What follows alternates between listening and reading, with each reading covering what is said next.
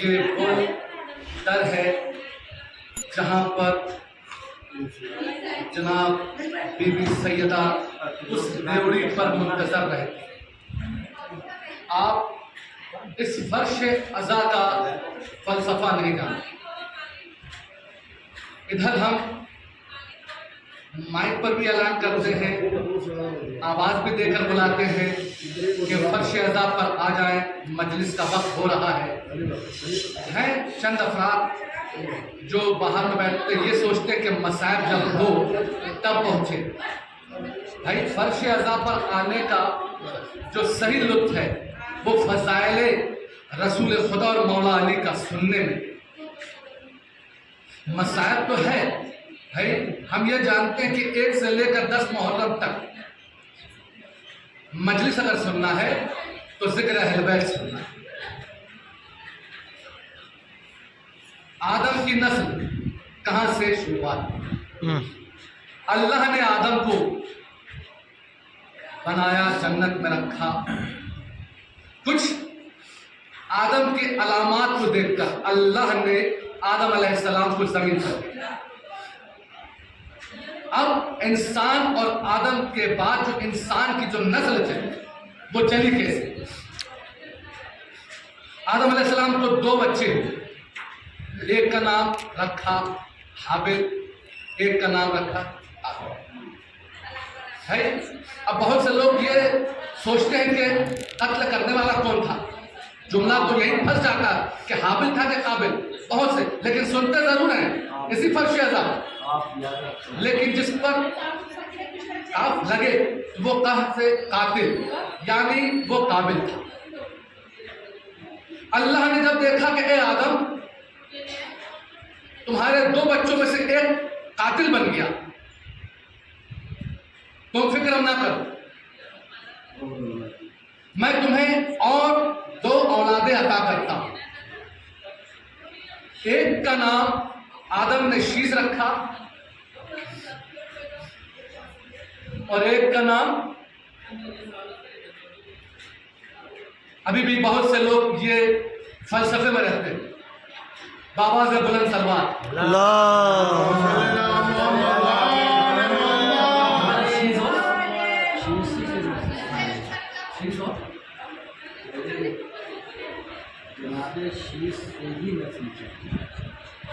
جناب سب جو ہے جناب شیش کو ہی آدم نے اپنا جانا چاہیے، جناب شیش کو بنا۔ میں آپ کو جہاں تک پہنچانا چاہ رہا ہوں، جانا تو چاہ رہا ہوں لیکن کہیں نہ کہیں ہم بہک جاتے ہیں، کیونکہ مجمع جب رہتا ہے سلوادے کے آوازیں جب بلند ہوتی ہیں تو پڑھنے والے کا لطف بھی بڑھ جاتا ہے۔ بابا سے بلند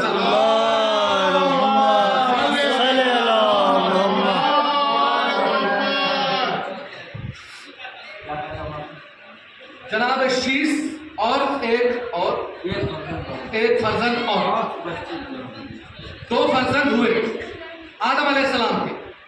اب 2 فرزند تو ہیں لیکن ان کے لیے شریک حیات کہاں؟ تو اللہ نے کہا آدم علیہ السلام سے کہ اے آدم فکر نہ کرو، میں جنت سے 2 حوریں بھیجتا ہوں، ایک کا نام منزلہ رہے گا اور ایک کا نام منزلہ رہے گا۔ ان دونوں کو بھیجنے کے بعد ان کی نکاح کو اپنے بچوں سے کرو۔ آدم نے ویسا ہی کیا، دونوں حوروں کی نکاح اپنے بچوں سے کرا۔ اب ایک کو جناب شیش کو 12 لڑکے عطا ہوئے، دوسرے فرزند کو 12 لڑکیاں عطا کی اللہ نے۔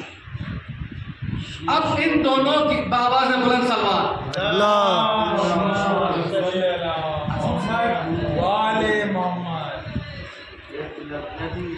تو 12 لڑکیاں ایک فرزند کو عطا ہوا، 12 لڑکے ایک فرزند کو عطا۔ اب اللہ کو نسل انسانی بڑھانا لیکن جنت کے حوروں کے ذریعے سے۔ بھائی اللہ نے آدم علیہ السلام کو 2 فرزند عطا کیے، فرزند تو عطا کیے، اب ان کے لیے شریک حیات عطا کی، تو جنت سے 2 حوروں کو بھیج کر کے ان کی نکاح کروائی۔ اب انسانی نسل چلنے لگی، ادھر سے 12 لڑکیاں ادھر سے 12 لڑکے، نکاح ہونے کے بعد اب انسانی نسل بڑھنے لگے. اب جناب شیش کو آدم علیہ السلام کے جو نسل سے چلنا تھا انہی سے نبوت بھی آنا تھا. اب ایک نبی آئے جن کا نام ادریس تھا. اس نبی کے آنے کے بعد انسانی نسل میں یہ مرتبہ بڑھ گیا کہ انسان چاہتا کیا تھا, کرنا کیا چاہ رہا تھا. تو اللہ نے جناب ادریس کو مالک نبوت بنا کر وہ عہدہ دیا. کیوں کہ ادریس میں وہ عقل آئی کہ زمین ہے تو زمین میں جینے کے لیے کیا کرنا چاہیے. تو جناب ادریس نے کھیتی باڑی کرنا شروع کر دیا, زمین سے اناج اگانا شروع کر دیا. یہ علامات دیکھ کر ادریس کے اللہ کو بہت پسند آیا. پھر ایک اور علامات کو انجام دیا جناب ادریس نے, لباس بنانا سیکھ لیا.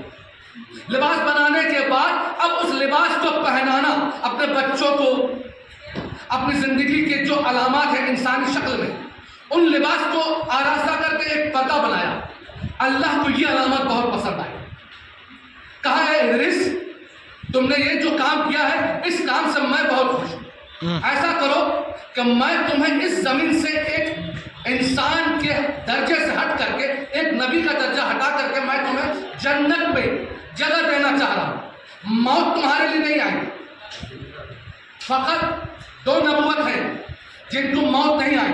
ایک اول میں ادریس اور دوسرے میں جناب عیسیٰ. ادریس کا جو مقام تھا وہ جنت میں آج بھی زندہ ہے. کیوں کہ وہ مالک جنت کے لیے لباس بنانے کا کام کرتے ہیں. بآواز بلند سلمان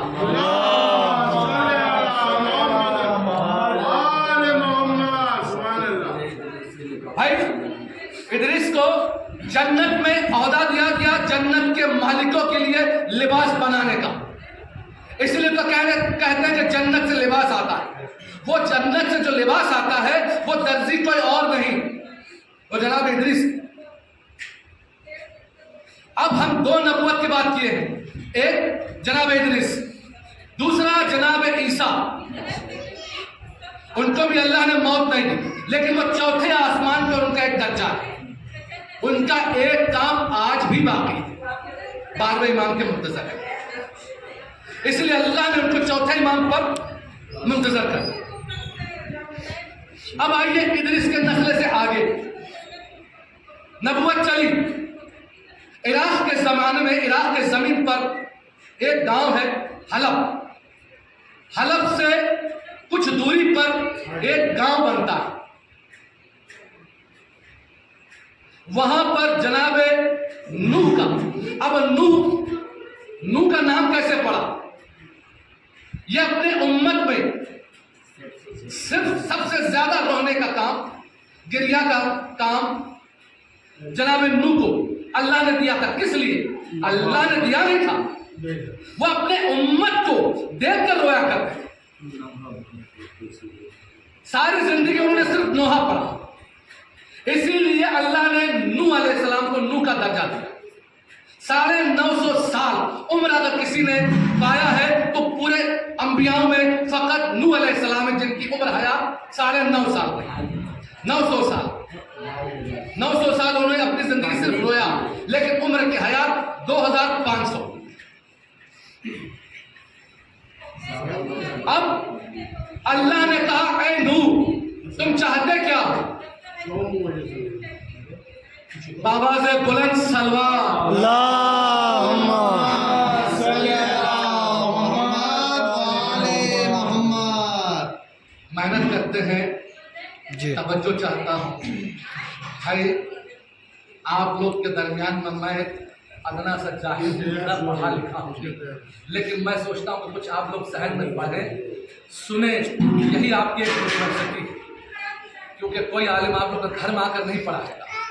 یہ ایک ایسا در ہے ممبر رسول کہ جتنے سے بڑے عالم ہو یہی سے پڑھائے گا. آج شریعت جو چلتی ہے اسلام کا ہر ایک علم, ہر ایک جانکاری آپ کو اسی در سے ملے گا, فرش یا تو جتنا ہو سکے سمیٹ لو. زندگی کل ہو یا نہ ہو, ہم اگلے سال جیے یا نہ جیے, اس کا کوئی گارنٹی, کوئی بھروسہ نہیں. بآواز بلند سلوات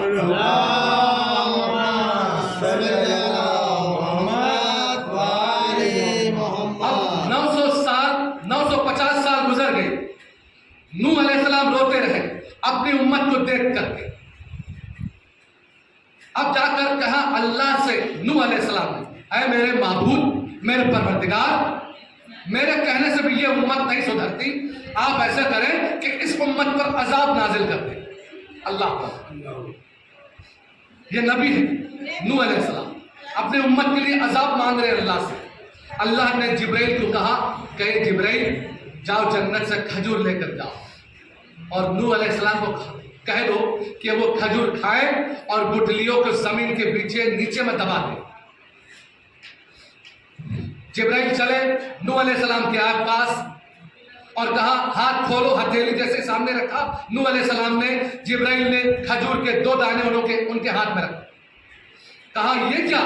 میں نے تو اللہ سے کہا تھا کہ اپنے امت کے لیے میں نے عذاب مانگا تھا، انہوں نے میرے ہاتھ میں 2 کھجور دے دیے کھانے کے لیے۔ کہا سنو نوح علیہ السلام، اسے کھاؤ اور کھانے کے بعد ان کی جو گٹلیاں ہیں وہ زمین میں دفن کرو، جب دفن کرو گے تو ان کی پیڑ زمین سے جگے گی۔ اب نوح علیہ السلام کہہ رہے ہیں کہ میرے پروردگار، میں آپ سے اس امت کے لیے عذاب مانگ رہا ہوں، آپ نے مجھے 2 کھجور کی گٹلیاں دی، میں کھجور کو کھاؤں، اب اسے زمین میں دفن کر دوں، ان کی پیڑ نکلیں گی۔ ساری زندگی میں تو جانتا ہوں کہ کھجور کی جو پیڑ درخت ہے وہ کافی لمبے عرصے سے بڑھتی ہے، اب اتنا میں انتظار کروں؟ کہا کرو، سفینہ نوح بننا ہے نا، سفینہ نوح بننا ہے نا، اتنا اوپر کیوں عطا کیا ہے؟ کہا انتظار کرو۔ کہا یا رب العزت، میرے معبود، اگر آپ کہہ دیں تو اس کے علاوہ بہت سی درختیں ہیں، میں ان کے درخت کے تنوں کو توڑ کر ان کا پٹیا بنا کر میں نوح کی کشتی بنا لوں۔ کہا نہیں، اللہ نے کہا کہ اسی کھجور کے درخت کے لکڑی سے تمہیں بنانا ہے۔ اب نوح کی کشتی بن گئی۔ نوح کی کشتی بننے کے بعد اب اللہ نے حکم دیا، اے نوح جمع کر لو، انسانی شکل میں جتنے بھی آ سکتے ہیں آ جائیں، ہر ایک حیوان، ہر ایک جانور، 2 جوڑے نر اور مادہ کو ہی کشتی میں سوار کرنا، ہر ایک جانور کا، انسان بھی جتنا ہو سکے، اگر اعمال نیک ہے وہ آپ ایک سر پھونکو گے تو نبی کے سر پہ وہ آئیں گے۔ خنجیر بھی چلا تھا نبی کی آواز سے سن کر، اس کی ماتا کہتی ہے کہ کہاں خنجیر کہاں چلے؟ کہاں سننے نہیں آیا آواز؟ کہا کیوں، کیا ہوا؟ کہا نوح علیہ السلام نے نوح کے کشتی میں سوار ہونے کے لیے بلایا۔ کہا اللہ تم خنجیر ہو، تم کہاں چلے نوح کے کشتی میں؟ بابا سے بلند سلوات،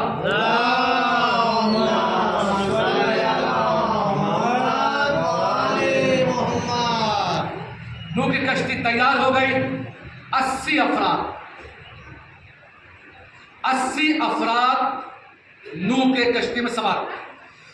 اب ایک ایک جانوروں کا جوڑا نوح علیہ السلام نے سوار کیا، اب 2 رہ گئے، نوح علیہ السلام، نبی اللہ کی زوجہ اور اس کا ایک لڑکا، وہ سوار نہیں ہوئے۔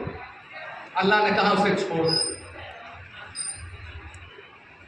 نوح کی کشتی چلی، عذاب نازل ہوا، پوری امت ختم۔ نوح کی کشتی عراق کے، پوری دنیا میں ایک ایسا جگہ صرف ایک عراق کا اور ترک کے درمیان اور عراق کے درمیان میں ایک جگہ تھی جہاں پر وہ نوح کی کشتی جا کر ٹھہر گئی۔ ٹھہر کرنے کے بعد نوح علیہ السلام جب زمین پر پیر رکھ کر اترے، آج بھی وہ پہلا شہر، پہلا گاؤں جو 80 لوگوں کی وجہ سے آباد ہوا تھا، وہ آج بھی موجود ہے۔ آج بھی اسے نام رکھا گیا 80 لوگوں کا بسایا ہوا بازار۔ بابا سے بلند سلوات،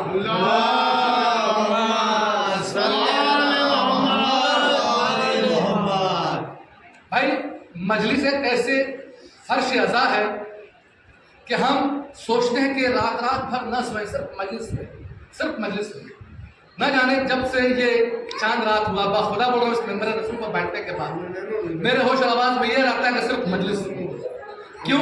کیونکہ زندگی میں اپنے آخرت کو اگر سنوارنا ہے اور اگر کچھ حاصل حاصل کرنا ہے تو وہ اسی در سے ملے گا جو ہماری آخرت سدھر جائے. بے شک بے شک. جتنا سمیٹنا چاہو سمیٹ، کیونکہ وقت کسی کے لیے رکتا نہیں. کب پروردگار کی طرف سے آواز آ جائے لوٹ آؤ، بلاوا آ جائے، پھر افسوس رہے زندگی میں تو فرش عزا پر بیٹھنے کے بعد. پروردگار کا ایک رحمت ہے، نعمت ہے کہ ہر ایک کو دل میں ایک نس ہوتا ہے باریک سا، پروردگار نے دیا ہے مومن کے دل میں. جب یا حسین کہتا ہے تو وہ دھڑکتا ہے، یا حسین کے صرف نام سے. یہ مرتبہ حسین کا ہے. اللہ نے کیا کہا کہ حسین میں تمہاری مرضی خریدنا چاہتا ہوں. حسین ابن علی نے کہا کہ مجھے بھی آپ کی مرضی دے دے. مرضی خدا اور حسین کے بیچ کے درمیان کی بات.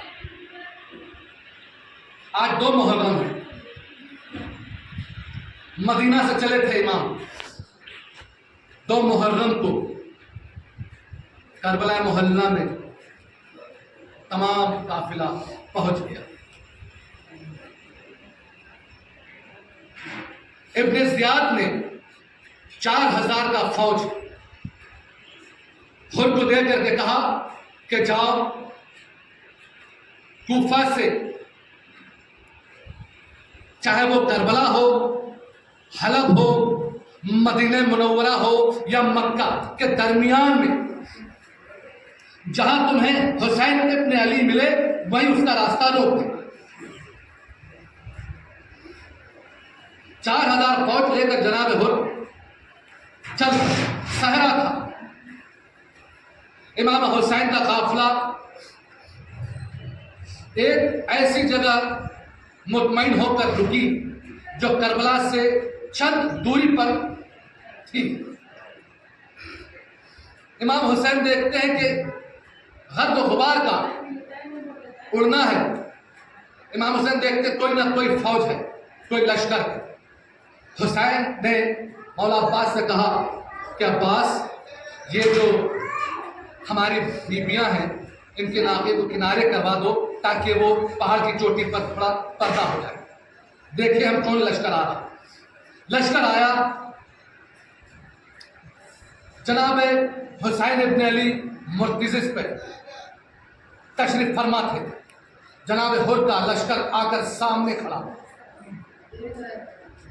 حسین ابن علی نے کہا کہ کون؟ اب چہرے پر نقاب تھا جناب حر. پردے کو ہٹانے کے بعد کیا دیکھتے حسین ابن علی کی ان کی ہونٹیں سوکھی ہوئی ہیں، پیاس کی شدت ہے. تمام لشکر، گھوڑا، انسان سب پیاسے. کہا کون؟ کہا میں حر ہوں. کہا آپ کی تعارف؟ حسین ابن علی نے کہا میں حسین ابن علی. گھوڑے سے نیچے آ کر جناب حر نے کہا آپ حسین ابن علی ہیں، آپ مدینہ سے چلے ہیں، آپ کہاں کوچ کر رہے ہیں؟ کہا مجھے کوفہ جانا ہے. کوفہ سے مجھے خط ملا ہے آنے کی دعوت. کہا مجھے ابن زیاد نے 4000 کی فوج لشکر دے کر کہا کہ جاؤ حسین ابن علی کوفے کے جانب آ رہے ہیں، وہ کہیں بھی ملے ان کا راستہ روکنا. مجھے جتنا حکم ملا ہے میں اسے بجا لوں. کہا ہو تمہارا چہرہ بتا رہا ہے کہ تم کافی پیاس کے شدت سے ستائے ہو، تمہارا لشکر بھی کافی پیاسا ہے. عباس، علی اکبر، مشکزوں کا منہ کھول دو تاکہ ان لشکر کو پانی کا شدت ختم کر دیا جائے. 1000 گھوڑے تھے اور کہیں راوی لکھتا ہے کہ 1000 جو جنگی کھڑے تھے پیدل اور 1000 ان پر سوار ہوئے، سیراب ہو گئے. امام حسین نے کہا علی اکبر ان کے گھوڑوں کو بھی پانی پلا دو، کیونکہ گھوڑے کے سامنے پانی رکھنے کے بعد ہٹانا نہیں. گھوڑے کی ایک صفت ہوتی ہے، اس کی گردن لمبی ہوتی ہے، وہ ایک بار پانی پینے کے بعد سر کو اوپر اٹھاتا تاکہ اس کی پانی حلق سے اتر کے نیچے چلی جائے. یہ علامات ہوتا ہے گھوڑے کا. اس لیے 3 بار پانی کو رکھنا اور ہٹانا تاکہ گھوڑا بھی سیراب ہو جائے. یہ حسین ابن علی کا لشکر ہے. کون حسین؟ فرزند رسول. آج ہم 2 محرم کو فرش عزا پر بیٹھے ہیں. یہ بیت وہ محرم ہے جو کربلا کے زمین پر امام حسین والد کربلا. مولا حسین جب کہا کہ اے ہو تم نے پانی پی لیا اب مجھے جانے. حر نے یہ کہا آقا حسین ابن علی آپ کو میں جانے کی اجازت نہیں دے سکتا. نہ تو میں آپ کو مدینہ جانے کی اجازت دوں گا نہ تو میں آپ کو کوفہ جانے کی اجازت دوں گا. اب امام حسین نے سخت لہجے میں کہا اے حر تیری ماں تیرے غم میں روئے. تو جانتا ہے کس کا رستہ روک رہا ہے؟ شاید تیرے ماں نے تجھے بتایا نہیں تھا کہ تجھے پالا کس طرح سے. میں کچھ موضوع کو اگر پیچھے لے جاؤں تو وقت کا تقاضا ہے. مولا علی نے امام حسین اور امام حسن سے کہا کہ میرے بچوں آج کہیں جانے کا ارادہ ہے. حسنین نے مسکرا کر کہا بابا آج ہم شکار کو جانا چاہتے ہیں. میں ابھی مصاحب نہیں پڑھ رہا ہوں. حسنین چلے. جنگل کا پڑاؤ آنے لگا. حسنین کو پیاس کی شدت ستانے لگی. حسنین کی دور کی نگاہ سے ایک جنگل بیابان میں تنہائی میں ایک جھوپڑا نظر آیا. جھوپڑے کے قریب آئے. دروازے پر دق الباب دیا. 80 سال کی ضعیفہ دروازہ پر آنے کے بعد دروازے کو کھولتی ہے. کیا دیکھتی کہ ایسا لگتا ہے کہ اللہ نے خود جنت سے 2 نور ایسے میرے دروازے پر رکھا ہے جس کی خواہش میں نے ساری زندگی کی وہ آج تک میں نے دیکھا نہیں. وہ 2 نور کو دیکھ کر وہ تڑپ گئی. اب اپنے دل میں کہتی ہے کہ قربان جاؤ میرے پروردگار کا کہ میری زندگی کے حیات میں اس نے میرے کو یہ دل بھی دکھایا کہ میرے دروازے پر جنت کے 2 نور ہیں. حسنین نے کہا اے ضعیفہ ہمیں پیاس لگی ہے پانی کا اسباب ملے گا. اب وہ آنکھوں سے صرف حسنین کا زیارت کر رہی. آنکھیں پھٹی کی پھٹی رہ گئی بس دیکھتی رہ گئی. پھر حسنین نے آواز دیا امام حسین نے اے ضعیفہ کیا دیکھ رہی. ہم نے تم سے کہا کہ ہمیں پیاس کی شدت ہے پانی کا اسباب ملے گا بس یہ سننا تھا. وہ ضعیفہ کہتی کہ میں پانی لے کر آ رہی. اب وہ دروازے کو چھوڑ کر دوڑتی ہوئی اندر چلی گئی. اندر جانے کے بعد بستر پر 85 سال کا بوڑھا ضعیف بستر پر سویا ہوا تھا. وہ 80 سال کی ضعیفہ جا کر اس 85 سال بوڑھے کو جگاتی ہے. اٹھ جا کیا سویا ہوا ہے. اٹھ جا کیا سویا ہوا ہے. ارے دیکھ تیرے دروازے پر جنت کے 2 نور کھڑے ہیں.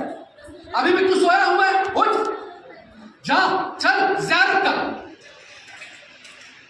مٹی کے کوزے میں پانی کا اسباب لے کر وہ ضعیفہ آئی.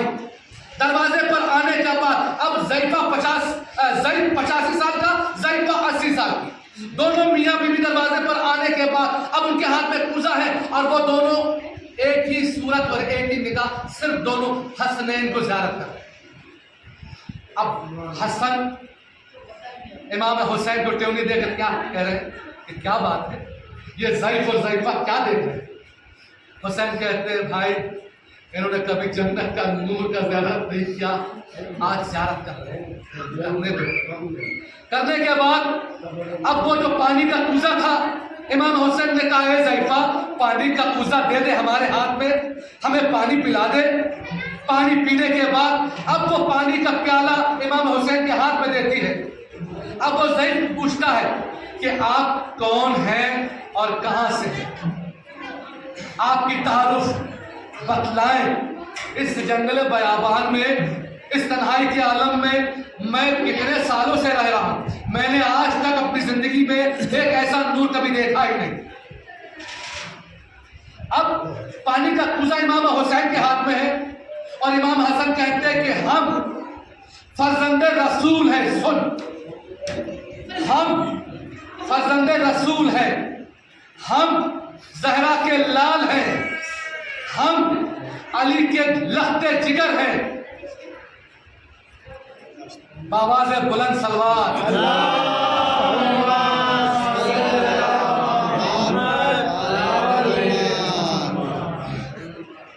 خون جگر دیتا ہوں، پڑھتا ہوں، توجہ چاہوں گا، کیونکہ بہت کم ایسا وقت آتا ہے جو مجلس پر فرش عزا پر بیٹھ کر ذکر اہل بیت سننے کا موقع ملتا ہے.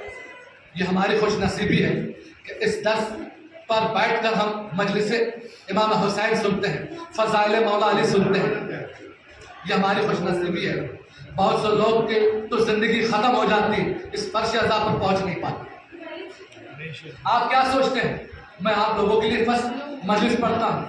بخدا بول رہا ہوں، یہ میرا دل کہتا ہے کہ جتنے کی آمد آپ انسانی شکل میں ہے اس سے کئی زیادہ فرشتے اسی فرش عزا پر بیٹھ کر مجلس سنا کرتے ہیں، اور جتنا لطف آپ نہیں لیتے اس سے کئی گنا زیادہ وہ فرشتے اس لطف کا مزہ لیتے ہیں کہ اس فرش عزا پر ذکر اہل بیت ہوتا ہے. میں خون جگر دے رہا ہوں، توجہ چاہتا ہوں. حسن کہتے ہیں اے ضعیفہ تو ہماری تعارف سن، ہم فرزند رسول ہیں. حسین کے ہاتھوں میں کوزہ ہے، پانی کا پیالہ ہے، پانی ایک گھٹ پیتے ہیں. حسن کہتے ہیں اے ضعیف سن، ہم فرزند رسول ہیں، ہم زہرا کے لال ہیں، ہم علی کے لخت جگر ہیں. اب یہ سننا تھا کہ حسین نے اس مٹی کے پیالے کو حسن کے ہاتھوں میں دینے کے بعد اب کہتے ہیں اے ضعیفہ سن، ہم تقدیر کے بانٹنے والے. آہا، بآواز بلند سلوات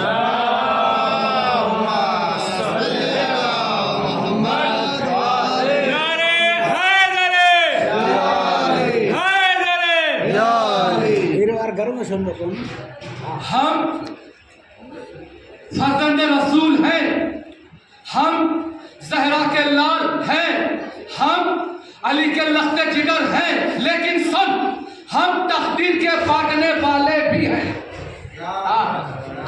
ہم تقدیر کے بانٹنے والے بھی ہیں، ہم جنت کے سردار بھی ہیں، ہم جوانان جنت بھی ہیں. سن ضعیفہ، تیرے جو دل میں خواہشات ہے اسے اپنے لباب دہن سے بیان کر، میں سننا چاہتا ہوں.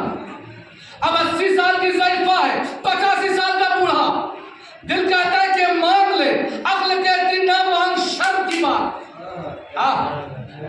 دل کہتا ہے کہ مانگ لے، عقل کہتی نہ مانگ، شر کی بات ہے. کہاں عمر 80 سال اور 85 سال کا ضعیف؟ بھائی امام حسین امام حسن نور ہے، جوانان جنت ہے، فرزند رسول ہے، نور ہے، سب چیز دلوں کی بات جان لیتے ہیں. اے ضعیفہ، تو نے مجھے پانی کا پیالہ ہاتھ میں دینے کے بعد تیرے دل میں جو خواہشات ہے اسے اپنی زبان سے کہہ دے. اب وہ بولنا چاہ رہی ہے، 85 سال کا ضعیف کہتا نہ کہنا، شرم کی بات ہے. اب وہ ضعیفہ 80 سال کے کہتے چھوڑو، بار بار ایسے وقت نہیں ملتے.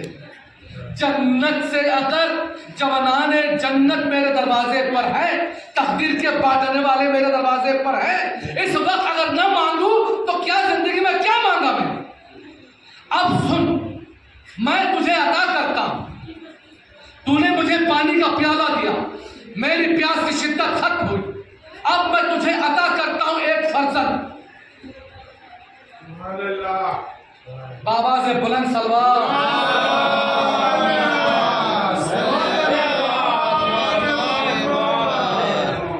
بھائی 80 سال کی ضعیفہ ہے، 85 سال کا ضعیف، اس عمر میں دنیا جانتی ہے کہ کچھ ہونا نہیں، لیکن قربان جاؤ میرے حسنین کی، پروردگار نے ہر ایک مسئلے کو ہر جگہ مطمئن کر کے رکھا. کربلا کا منزل طے کرنا تھا تو ہر جگہ سے کہیں نہ کہیں سے انہوں نے ہر چیز کا ترتیب رکھا تھا. حسنین نے کہا سن میں تجھے ایک فرزند عطا کرتا ہوں, 10 مہینے گزرنے کے بعد اپنے اس بچے کو لے کر مدینہ منورہ میں چلے آنا,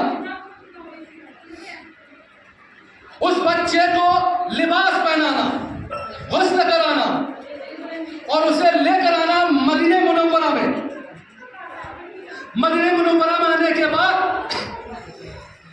کسی سے پوچھ لینا کہ ہاشمی محلہ کہاں ہے. ہاشمی محلہ پوچھنے کے بعد وہاں پر آنے کے بعد در زہرا پوچھنا.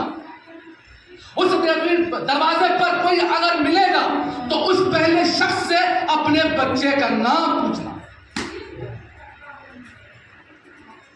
10 مہینے گزر گئے. اس زیفہ کو ایک فرزند عطا ہوئی. انہوں نے غسل کروایا, نئے کپڑے لباس پہنائے. اب اس بچے کو دونوں میاں بیوی 85 سال کا ضعیف اور 80 سال کا ضعیفہ اس بچے کو لے کر مدینہ منورہ کی طرف چلے. مدینہ میں آنے کے بعد کسی شخص کو پوچھا بھائی ہاشمی محلہ کدھر ہے. انہوں نے آواز دیا ادھر سے. ہاشمی محلہ جانے کے بعد انہوں نے پوچھا کہ در زہرا کہاں پر ہے. در زہرا پر آنے کے بعد اب دونوں میاں بیوی مطمئن ہو کر بچے کو آغوش میں لے کر اب یہ ذہن میں بات چل رہی ہے کہ اب دروازے پر آنے والا کون, آنے والا کون. اب ضعیفہ اس بچے کو ضعیف کی آغوش میں دینے کے بعد دروازے کو دق الباب دیکھتی. جیسے دروازے پر دق الباب دیکھتی, دروازے کا پلہ کھلتا ہے تو کیا دیکھتی, وہی نور جس نور نے مجھے کہا تھا. بابا سے بلند سلمان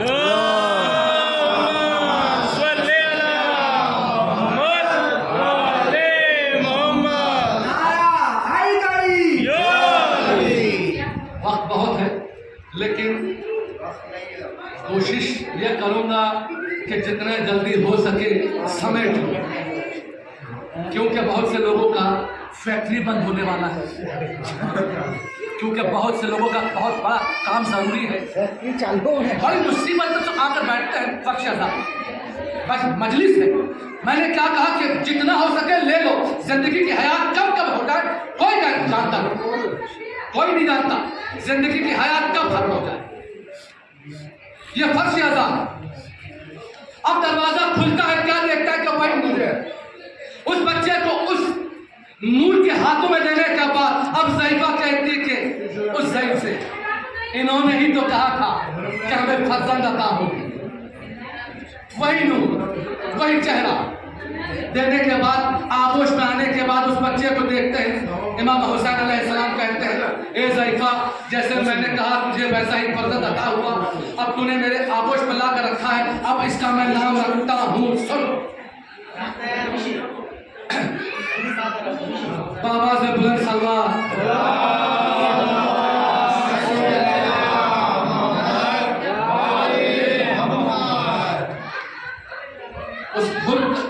اس بچے کو آغوش میں لے کے بعد ان کا نام امام حسین نے رکھا. اس کا نام آج سے میں حر رکھا. حر رکھنے کے بعد امام حسین نے یہ بتا دیا کہ سن میں نے اس کا نام حر رکھا, یہ زندگی میں بھی آزاد رہے گا, مرنے کے بعد بھی آزاد رہے گا.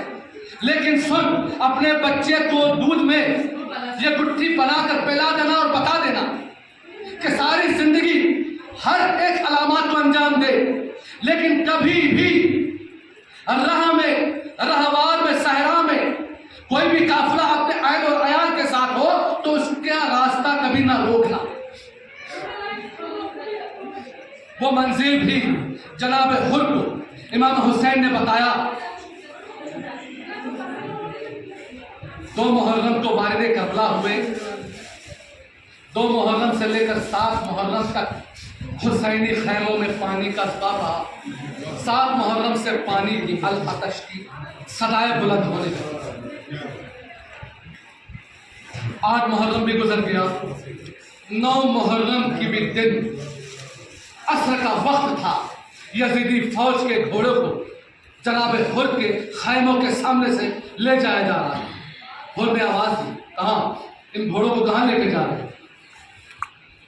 کہا امیر پانی کا اسباب ان گھوڑوں کو دینے جا رہا ہوں نہر فرات کے کنارے۔ اللہ حر دیکھ کر تڑپ گیا، یہاں تم اپنے گھوڑوں کو اس نہر فرات کے پانی سے اسباب کر رہے ہیں، سیراب کر رہے ہیں، اور وہاں صحرا کا لال اپنے اہل اور عیال کے ساتھ بھوکا اور پیاسا ان کی خیموں سے العطش کی صدائیں بلند ہو گئی۔ کلیجہ منہ پر آ گیا جناب حر کا۔ رات کی تاریکی ہونے لگی، رات کی تاریکی ہونے کے بعد جناب حر اب اپنے بستر پر تڑپ رہے، اٹھنے کے بعد کبھی ادھر کبھی ادھر، تڑپنے کے بعد کیا سوچتے کہ اب یا تو جنت یا تو جہنم کی آگ، میں نے کیا عمل کو انجام دے دیا، میں نے اسے تک اللہ کا راستہ اس کربلا کی زمین پر روکا، مجھے زہرا معاف نہیں کرے گی۔ وہ اٹھتا ہے وضو لینے کے لیے، جب پانی کا چلو میں پانی لیتا ہے، جب اپنے منہ پر مارنا چاہ رہا ہے تو اسے آواز آتی ہے پیچھے سے، اے ہو تو پانی سے وضو لے رہا ہے، میرے بچے آتش کی صدائیں بلند کر رہے، تیرے کانوں تک آواز نہیں جاتی؟ بس یہ سننا تھا کہ حر تڑپ گیا۔ اللہ اٹھ کر کے اپنے خیمے کی جانب آنے کے بعد اپنا تلوار اٹھایا، اب حسینی خیمے کی جانب چلا۔ حسینی خیمے کی جانب آنے کے راستے میں ہی جا رہا تھا، اس کے بیٹے نے آواز کی، بابا کہاں؟ حر نے کہا بیٹا میں حسینی خیمے کی طرف جا رہا ہوں، مجھے جنت بلا رہی ہے۔ بابا اگر آپ جا رہے ہیں تو بچے کو چھوڑ کر جائیں گے؟ نہیں میرے ساتھ چل۔ حر کا غلام بھی ساتھ چلا۔ حر نے کہا اپنے بیٹے سے، بیٹے میرے ہاتھ کو باندھو، میرے آنکھوں پر پٹی باندھو۔ حر کے بیٹے نے کہا بابا یہ ہاتھ کا باندھنے کا سبب، یہ آنکھ پر پٹی رکھنے کا سبب؟ حر نے آواز دی، بیٹا تو جانتا نہیں میں نے اسی ہاتھوں سے فرض لگام امام حسین کو روکا تھا، میں کس منہ سے کس نگاہ سے امام کی زیارت کروں گا، وہ مجھے معاف کریں گے کہ نہیں کریں گے میں یہ بھی نہیں جانتا۔ حسین ابن علی حر کو آتا دیکھ کر عباس کو آواز دیتے، عباس جاؤ میرا مہمان حر کو لے کر آؤ۔ نور ہے بھائی، فہرست تو تیار تھی امام حسین کے پاس۔ حر قریب آئے، آنے کے بعد قدموں کے اپنے آپ کو گرانے کے بعد حر نے آواز دی، آقا مجھے معاف کر دے، مجھے معاف کر دے، مجھ سے بہت بڑی گناہ ہوئی۔ امام نے کھڑا کیا، بازو کو پکڑ کر سینے سے لگایا، حر مہمان گلے سے لگتے ہیں قدموں میں نہیں گرتے۔ تجھے میں نے بھی معاف کیا، میری مادر گرامی نے بھی معاف کیا، میرے خدا نے بھی معاف کیا۔ اللہ روز عاشور ہوا، پہلے اجازت کی جنگ مانگی جناب حر نے، اجازت تو ملی۔ حر کے بیٹے نے کہا میں پہلے جاؤں، آپ نہیں جا پائے۔ کہا کیوں؟ کہا بابا میں آپ کو جنگ کرنے کے بعد آپ کے لاشوں کو دیکھ نہیں سکتا، آپ باپ ہیں، آپ دیکھ لیں گے۔ اللہ حر کا بیٹا گیا، مقتل میں آنے کے بعد چند کوفیوں شامیوں کو ہلاک کرنے کے بعد خود بھی شہید۔ آواز دی بابا خبر دیجیے۔ حر گھوڑے پر تشریف لائے، اب حر کا چلنا تھا، آنے کے بعد اب آواز دیتے ہیں بیٹا کہاں ہو؟ کیا دیکھتے ہیں کہ 57 کے ساتھ بوڑھا ایک جنازے پر بیٹھا ہوا ہے اور اس کے ہاتھ اس کے سینے پر ہے۔ حر قریب آنے کے بعد کہا کہ آقا آپ یہاں پر بیٹھے ہیں، یہ تو میرا بیٹا غلام ہے آپ کا، آپ اس کے قریب۔ کہا حر تو بھول رہا ہے، جوان کا نقشہ ایک باپ سے اٹھایا نہیں جاتا، تو بھول رہا ہے، تیرا جوان بیٹا شہید ہوا ہے، تو کیسے اٹھا پائے گا؟ وہ روز